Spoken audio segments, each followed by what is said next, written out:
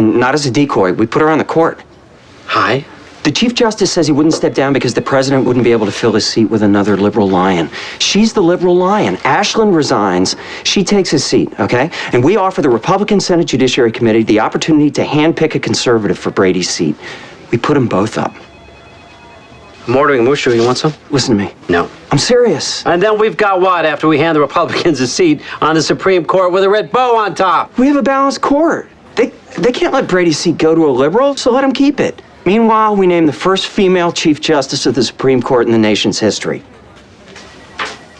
I'm taking it to the president. No, you're not. Do not go in there. Trip him. Ashland is 82. We may have an opportunity to put 2 people on his bench. That's 2 seats we fill with Democrats. Moderates. What do you care how moderate they are? 2 is twice as many as 1. I get in. No, just a minute. We don't need them. Not moderate, mediocre. Oh, Sheldon's not bright enough for you? Well, more than bright. If we had a bench full of moderates and 54, separate but equal would still be on the books. This place would still have 2 sets of drinking fountains. Moderate means gentlemen. temperate, it means responsible, it means thoughtful. It means cautious. It means unimaginative. It means being more concerned about making decisions and making history. Indoor voices, please. Is that really the biggest tragedy in the world that we nominated somebody who made an impression instead of some second-rate crowd pleaser? The ability to see 2 sides of an argument is not the hallmark of an inferior intellect. Toby. What about the vast arenas of debate a moderate won't even address? A mind like Lang's? Let them pick a conservative Josh. with a mind like Justice Brady had. Josh. We can hate his positions, but he was a visionary. He blew the whole thing open. He changed the whole argument. The president will see you now. Where's Tony? Can you see this? Yeah. It's water and dry. Okay.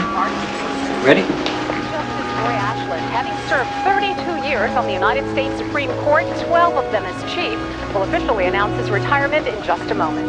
Henry Staub retired, and I received a phone call. You were probably learning to walk. So it's been an honor to pause in Henry Staub's chair and joy to spend. He'll take 3 questions at the most and then we'll... reading through. You ready? That's a yes. So why a racial preference and not an economic one? Because affirmative action is about a legacy of racial It's oppression. about compromising admission standards. That's bull. Excuse me. It's about leveling the playing field after 300 years. See, this is where the liberal argument goes off the rails. You get stuck in the past. Now, you want to come back at me with grading is based on past performance, but admission should be based on potential, on how a candidate may thrive with this sort of opportunity. And studies show that affirmative action admits have a higher predisposition to contribute to society. Hang on. I gotta write this down. I'm deeply saddened, and I must give up the daily fare of... Hand it over. Toby has a daughter, Molly, 10 months old. She's a looker and very bright. And someday, he'd like to give her this copy of the 14th Amendment, signed by the first woman to ever hold this job. Have you got a... Oh, time I have spent at the helm. Would you mind adding that title? No, that's a bit premature, isn't it? no. Reply to that in just a moment.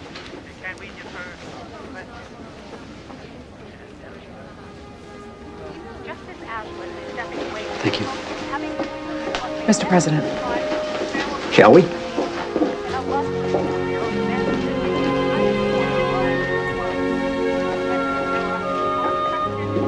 Ladies and gentlemen, the President of the United States.